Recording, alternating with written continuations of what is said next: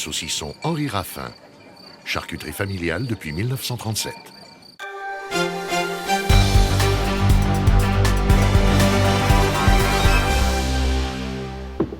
Bonsoir à tous, soyez les bienvenus sur France 3 Alpes. Voici les titres de ce journal. 3 adolescents blessés à Pralognan-la-Vanoise. Un appentis s'est effondré sur eux au centre de vacances La Chèvrerie. Ces jeunes faisaient partie d'une colonie arrivée hier de Normandie. Les airbags pour avalanche de plus en plus performants, c'est ce que nous verrons à La Norma en Savoie, avec un prototype conçu pour résister à 20 déclenchements successifs. Et puis le ski de randonnée, thème de notre feuilleton de la semaine. 100 000 pratiquants en France, cette discipline se développe. Nous nous intéresserons à une formation proposée par le club alpin français. Dans l'actualité nationale, développée à partir de 19h30 par Carole Gessler, le littoral en alerte. Plus de 10 000 foyers sont privés d'électricité en Normandie et en Bretagne. 16 départements sont toujours en alerte orange. À Paris, 2 personnes ont été grièvement blessées par la chute d'un panneau publicitaire. Il sera aussi question du procès de Jérôme Cahuzac, une première journée d'audience sous tension et très médiatisée. Un scandale qui a entaché la République exemplaire voulue par François Hollande. Des garde-fous ont depuis été mis en place. Mais d'abord, après un scout hier en Chartreuse, ce sont aujourd'hui 3 adolescents qui ont été blessés en Savoie au centre de vacances La Chèvrerie de Pralognan-la-Vanoise. Un pan de toit s'est effondré sur eux sous le poids de la neige. Joël Serroni, Frédéric Pasquette. Voilà ce qui reste de l'appentis qui s'est effondré et que les services techniques de la mairie de Pralognan ont évacué ce matin après le départ des gendarmes. On a un passage là qui relie le premier, le deuxième et le rez-de-chaussée par l'extérieur. Donc on a protégé une partie le long du bâtiment pour permettre aux jeunes de ne pas marcher dans la neige, la glace, etc. Le groupe de jeunes qui se rend à l'étage un peu avant 22h emprunte donc cette allée couverte pour rejoindre les chambres. C'est alors que le toit du bâtiment construit il y a seulement 3 ans s'effondre sous le poids de la neige.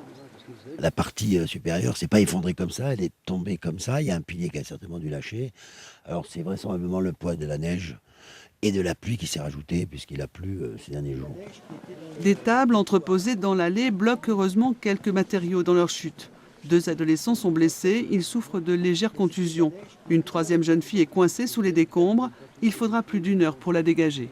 Sa jambe était fracturée, donc il fallait faire attention. Et puis ça nécessitait des engins et des tronçonneuses pour la sortir. Donc il fallait prendre son temps et pas faire de blessés supplémentaires ou de prendre de risques pour cette jeune fille. La victime, âgée de 14 ans, qui souffre d'une fracture du fémur, a été opérée à Albertville ce matin. Les nouvelles sont plutôt bonnes et en accord avec les familles, la direction de la colonie a choisi de maintenir le séjour comme prévu pour les 43 autres enfants. La piste du drame passionnel privilégiée en Savoie après la découverte du corps d'une femme aux environs de Novalaise. Son compagnon aurait avoué le meurtre. Il n'aurait pas supporté la séparation. Le couple était originaire de Vézeron-sur-Thym dans le Nord-Isère. Maxence Regnault, Ariane Combe. Ils ont passé une grande partie de la journée dans cette maison de Saint-Pierre-d'Alvet en Savoie. Les techniciens en investigation criminelle de la gendarmerie sont à la recherche de preuves et d'éléments afin de comprendre ce crime passionnel. Tout a commencé ce week-end. Un homme d'une 40aine d'années aurait tué son épouse par strangulation. D'après les premiers éléments de l'enquête, c'est l'instance de divorce du couple qui aurait poussé l'homme à tuer sa femme dans la maison de ses parents. Le corps a été retrouvé dimanche soir vers 23h à moins d'1 kilomètre de la demeure. Il était dans un champ, à la lisière d'un bois, caché dans ce qui pourrait être un tapis. Ce meurtre laisse désormais 2 enfants sans figure maternelle, un meurtre qui aurait été avoué par l'époux de la défunte. Peut-être pris de remords, l'homme aurait tenté hier soir de mettre fin à ses jours au volant de sa Porsche. Il a été retrouvé sain et sauf au volant de son véhicule accidenté sur l'A40 en Haute-Savoie. Après une nuit passée à l'hôpital, il a été placé en garde à vue. L'enquête, elle, a été confiée à la section de recherche de Chambéry. L'autopsie du corps de son épouse sera effectuée demain. Dans le Vercors, les gorges de la Bourne font à nouveau parler d'elles. Un éboulement s'est en effet produit hier, non loin de Choranche, entraînant la fermeture de la RD 31 en journée. Le point avec Jean-Christophe Pain et Jean-Pierre Rivet. Eh bien, nous sommes sur la RD 531, la fameuse route des gorges de la Bourne. En venant de Pont-en-Royans, nous sommes environ 1 kilomètre après la bifurcation pour les grottes de Choranche. C'est ici que la route est fermée et c'est ici que, comme vous le voyez derrière moi, le rocher est tombé suite, semble-t-il, aux pluies diluviennes d'hier dimanche. Cette fois, ce n'est pas un bloc décroché de la falaise comme il y a 3 semaines, mais un rocher jouxtant la route, littéralement déchaussé par la pluie. On a subi depuis 48 heures des intempéries complètement anormales, c'est-à-dire des vents à plus de 120 km/h. On était en alerte météo, suivi de pluies diluviennes tout le dimanche. Donc on ne réouvrira pas sans inspecter l'ensemble de la falaise. En plus, nous avions prévu pour cette semaine une campagne de travaux, donc nous la maintenons, nous l'intensifions et ouvrirons la route que lorsque toutes les garanties seront acquises. La route sera donc fermée en journée pendant les travaux, c'est 9, 10 et 11 février. Vous ne pourrez l'emprunter que de 17h30 à 8h30 le lendemain matin. Ouverture totale prévue ce jeudi en fin d'après-midi. D'ici là, vous pouvez suivre l'itinéraire bis par la départementale 518. La route des Gorges de la Bourne coûte au département de l'Isère 2 millions d'euros par an depuis 10 ans. Justice, le parquet général de Grenoble ne fera pas appel de la condamnation de Bernadette Dimé, cette Iséroise de 60 ans jugée la semaine dernière par les assises de l'Isère pour l'assassinat de son époux violent. Condamnée à 5 années d'emprisonnement avec sursis, elle était ressortie libre du tribunal. Une affaire qui n'était pas sans rappeler celle de Jacqueline Sauvage, graciée quelques jours avant par François Hollande. Dans l'actualité sociale, l'attente des salariés de Métal-Temple à Saint-Jean-de-Maurienne en Savoie. La fonderie qui fabrique des pièces automobiles doit être reprise. Et ce lundi, le tribunal de commerce de Chambéry devait examiner le dossier de l'allemand Boysen. Boysen qui a finalement retiré son offre. Mais on apprend aussi qu'un repreneur italien s'est fait connaître à la dernière minute. Une décision sera rendue vendredi. Métal-Temple emploie 165 personnes. Ailleurs, dans notre grande région, des agents de Pôle emploi étaient aujourd'hui en grève à Aubenas, en Ardèche, une action nationale. Les syndicats protestent contre la réorganisation de l'accueil des demandeurs d'emploi. Ils sont désormais reçus librement le matin seulement, contre la journée entière auparavant. Vanessa Fize, Nicolas Ferraud. 13h30 au Pôle emploi d'Aubenas. Les mines sont perplexes lorsque les portes ne s'ouvrent pas. Ce serait pour une réinscription. Pensez que vous le fassiez sur Internet, monsieur. Sur Internet ? Oui. D'accord. Les nouveaux horaires sont affichés, le service accueille seulement sur rendez-vous l'après-midi. Normalement, ils devraient au moins nous accueillir, je sais pas. C'est sur Internet, c'est vrai que ça doit être facile, c'est facile à faire. Mais bon, on préfère voir quelqu'un que de voir un ordinateur. Si on a des questions à poser, si on a des choses comme ça à faire, on fait comment ? Laisser les demandeurs d'emploi démunis, sans complément d'information, voilà ce qui met en colère les salariés de Pôle emploi qui ont décidé de faire grève aujourd'hui. Ils ne veulent pas renvoyer des chômeurs qui ont parfois fait 40 km pour exposer leur situation. La personne, elle se déplace, elle a une question et la porte est fermée. On va lui dire « Allez poser votre question sur votre espace personnel », en sachant que nous, en entretien, entre le motif pour lequel la personne s'est déplacée et au fil de l'entretien, on va en fait décortiquer tout ça et arriver à d'autres problématiques qui n'auront pas été forcément formalisées. La direction, elle, se veut rassurante quant à l'objectif de ces nouveaux horaires. Ils doivent permettre aux agents de Pôle emploi d'avoir un temps bien séparé l'après-midi pour des rendez-vous ou des contacts avec les demandeurs d'emploi. Nous avons une forte augmentation des demandeurs d'emploi depuis 2008. Aujourd'hui, cette organisation permettra non seulement de personnaliser la relation avec le demandeur d'emploi pour un accompagnement plus rapide à l'emploi, et également de multiplier les contacts du conseiller avec le demandeur d'emploi qu'il suit. 12 000 demandeurs d'emploi dépendent de ce bureau d'Aubenas. Ils étaient 7 000 il y a 7 ans. Un partenariat historique vient d'être signé entre la France et l'Italie au synchrotron de Grenoble. Il permettra de rénover l'équipement pour aller encore plus loin dans la recherche médicale, scientifique ou encore archéologique. Nathalie Rapuc, Didier Albrand. Une signature historique entre la France et l'Italie dans le monde de la recherche. D'ici 2020, cet anneau du synchrotron européen sera entièrement rénové et permettra d'aller encore plus loin dans la recherche. Je pense que ce projet Extremely Brilliant Souls serait vraiment l'ouverture d'une nouvelle frontière pas seulement pour la physique, mais pour les autres disciplines, de biomédicales jusqu'à papyrologie. C'est absolument extraordinaire. Qu'il s'agisse de médecine, qu'il s'agisse d'histoire, qu'il s'agisse de physique, c'est la vie quotidienne qui va être changée par les innovations fondamentales qui naissent ici. 150 millions d'euros pour ce projet de rénovation porté par les 21 pays partenaires. Le synchrotron européen de Grenoble sera alors le seul au monde à posséder une technologie aussi pointue. L'ambition de ce nouveau projet, c'est de réutiliser une grande partie de l'infrastructure existante et par là même de faire une économie d'échelle tout en gardant ce qu'on appelle un leadership dans le domaine. C'est de moderniser la source, donc la source de rayons X, qui nous permettra de faire des expériences encore plus spécifiques et encore plus difficiles. Avec les nouvelles installations, les scientifiques pourront aller beaucoup plus loin que ce qui est possible aujourd'hui. Amener des matériaux à des conditions de pression et de température bien au-delà de celles du centre de la Terre. Dans le futur, on veut pouvoir aller beaucoup plus loin pour comprendre la structure à l'intérieur des exoplanètes, par exemple, qui sont des planètes beaucoup plus grosses, beaucoup plus gros que la Terre. Et pour faire ça, on va utiliser des lasers très puissants. Et on va envoyer une onde de choc dans un échantillon. Et en même temps, donc, cette onde de choc va comprimer la matière et la chauffer à des pressions comparables à ce qu'on a par exemple à l'intérieur de Jupiter ou même d'autres planètes plus grosses.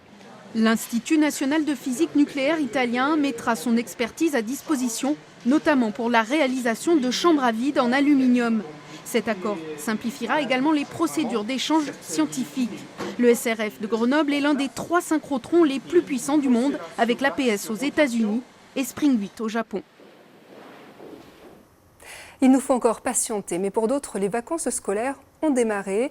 Ce week-end, les premiers touristes de la zone B ont rejoint les stations des Alpes. Première descente sur les pistes enneigées, ce n'était pas gagné il y a quelques jours, mais au Collet d'Alvar où se sont rendus Grégory Lespinasse et Vincent Abran, le sourire semble être revenu. Un hiver long à se décider. Après des vacances de Noël sans neige, tout le monde scrutait le ciel dans l'attente de flocons pour février. C'est la première fois qu'on vient faire du ski. Normalement, on en fait d'abord à Noël et puis cette année, c'est notre premier jour de ski. Voilà, donc on est content qu'il y ait de la neige. On ne savait pas trop, on était un peu indécis, mais bon, on avait les informations via la météo, on savait que ça devrait bien se passer.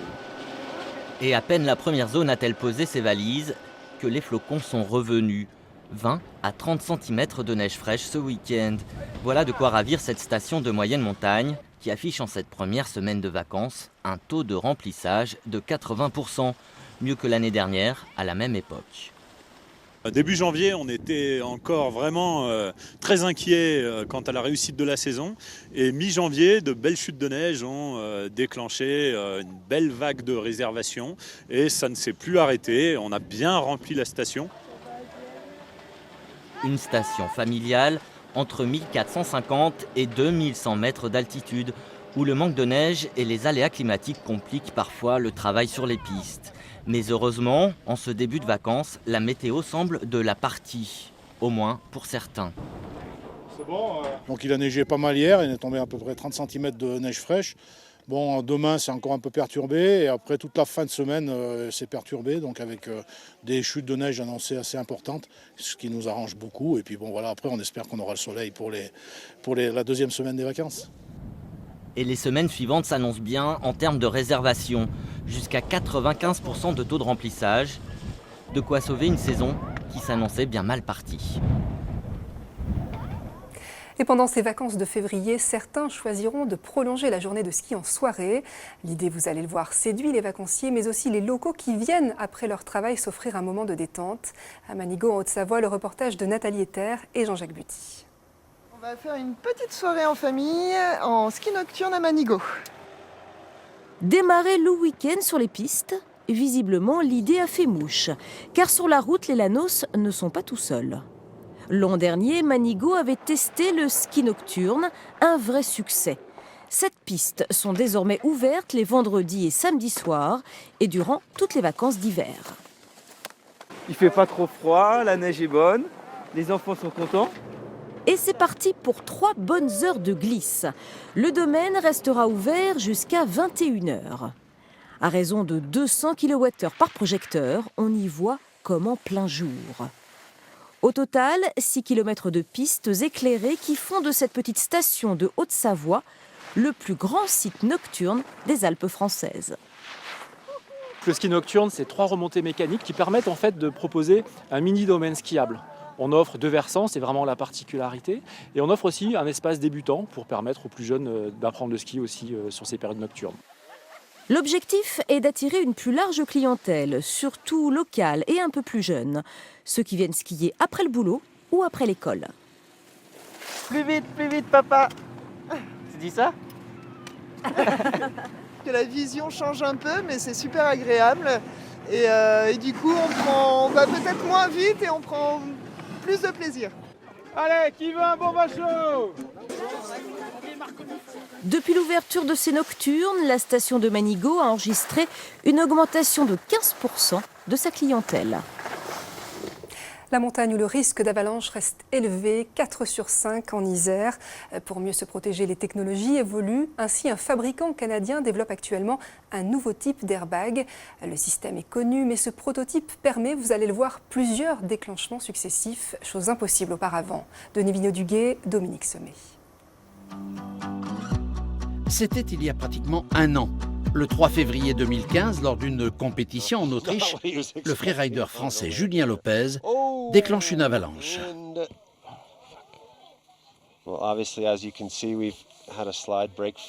Il disparaît sous la neige, mais heureusement pour lui, il est équipé d'un sac airbag qui lui a probablement sauvé la vie. Désormais, plusieurs fabricants proposent ce type d'équipement indispensable à la sécurité en haute montagne. Tous fonctionnent sur le même principe, l'airbag se gonfle grâce à un système Venturi, une technologie de turbine sur batterie qui complète le gaz sous pression envoyé par une cartouche. Il y a une seule cartouche qui est montée dans le sac et qui est déclenchée par différents systèmes, c'est-à-dire soit un câble, soit avec de la pyrotechnie. Voilà, donc il y a une seule cartouche qui est montée, qui est vissée dans le sac. Mais une fois utilisée, la cartouche est morte et il faut en racheter une autre, prix moyen environ 100 €. Une faiblesse détectée par un fabricant canadien qui propose un prototype où une batterie très puissante remplace cette cartouche et permet 20 déclenchements successifs. Un intérêt économique mais aussi une sécurité accrue pour l'utilisateur qui n'hésitera pas à s'entraîner. Sur le terrain, le maniement est simple. Une fois la poignée positionnée sur le verre, il suffit de tirer et même en cas d'urgence, tout est prévu. Il y a un système de sécurité qui permet de la déclencher même quand elle sera en position dite fermée, simplement par une petite rotation de 20 degrés. Ce prototype devrait faire son apparition chez les distributeurs spécialisés à partir de l'an prochain pour un prix supérieur aux modèles actuels. Mais en matière de sécurité en montagne, la meilleure garantie de survie demeure la prudence extrême.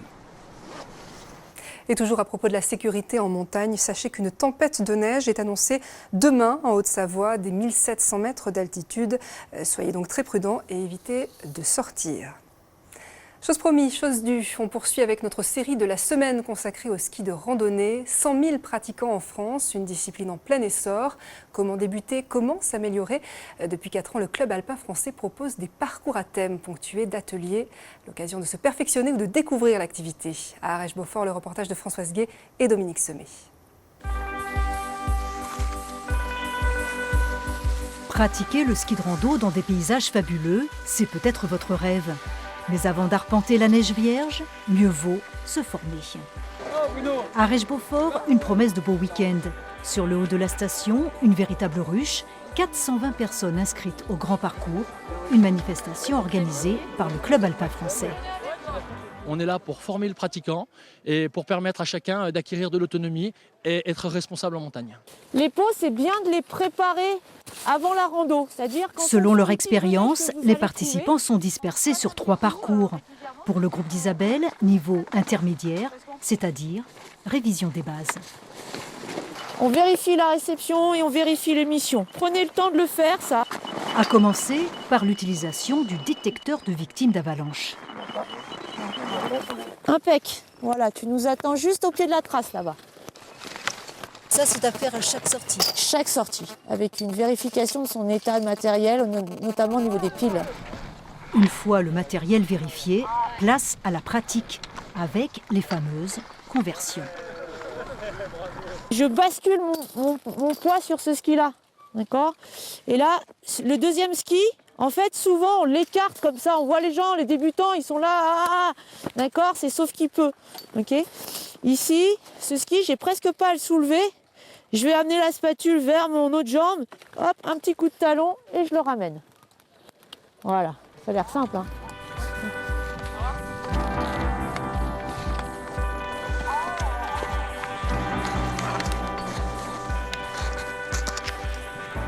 Hop, hop, hop! C'est trop beau!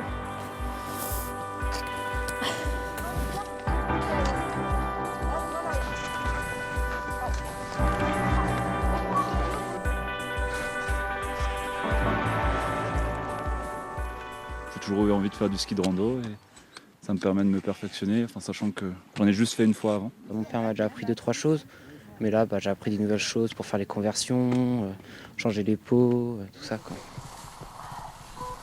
Comme dans le ski alpin, le casque a fait son apparition dans l'équipement du randonneur à ski. Son port reste confidentiel et pourtant... La neige, elle camoufle plein d'obstacles. On n'est pas dans un domaine balisé, donc il vaut mieux se protéger. Après la montée, le plaisir de la descente. Mais attention, le terrain n'est ni sécurisé, ni damé. Par rapport au ski toute neige, c'est encore plus vrai qu'ailleurs de plier les jambes. Surtout, c'est maîtriser la vitesse. L'opération Grand Parcours a lieu dans chaque département de montagne, l'occasion de se former, s'entraîner et apprendre à renoncer.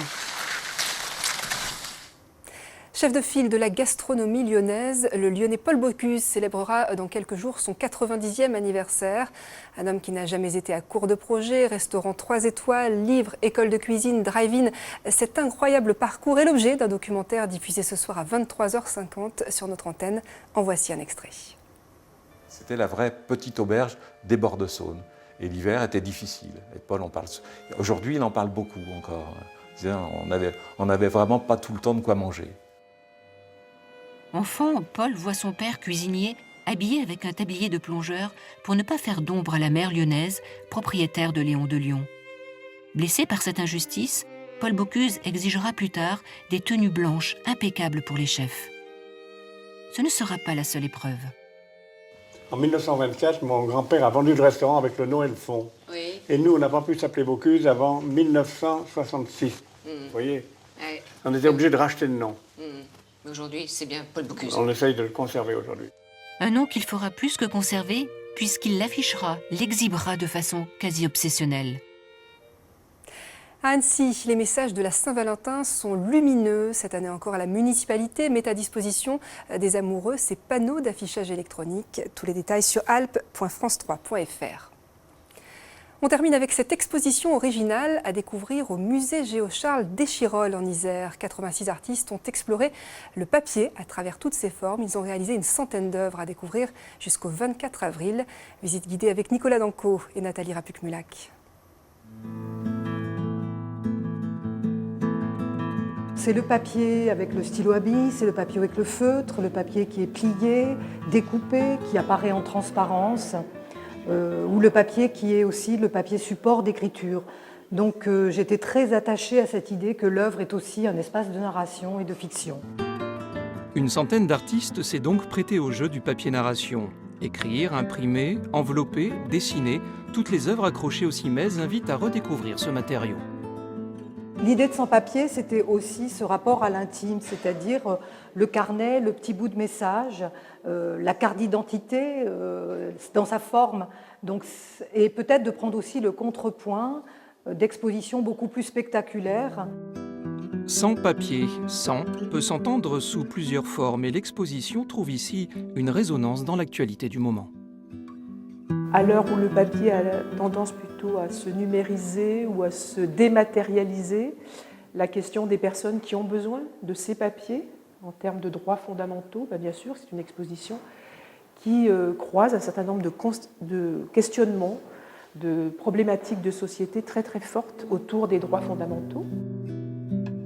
À l'heure du tout numérique, dans ce monde où le virtuel prend une place prépondérante, un petit détour du côté du musée peut s'avérer salutaire et bénéfique. Un peu comme si l'on replongeait dans nos manuels et nos cahiers d'antan, comme un lien entre passé et présent contemporain et artistique, une belle envie de réinventer l'écriture. Avant de se quitter, je vous rappelle ces deux informations. À Pralognan, la Vanoise, un accident au centre de vacances La Chèvrerie. 2 adolescents ont été légèrement blessés, une autre plus grièvement après la chute d'un toit couvert de neige. Ces jeunes étaient arrivés hier de Normandie pour une semaine de colonie à la neige. La jeune fille la plus sérieusement touchée a dû être désincarcérée. Elle souffre d'une fracture du fémur. Et puis prudence en montagne, le risque d'avalanche reste très élevé, entre 3 et 4 en Isère selon les massifs.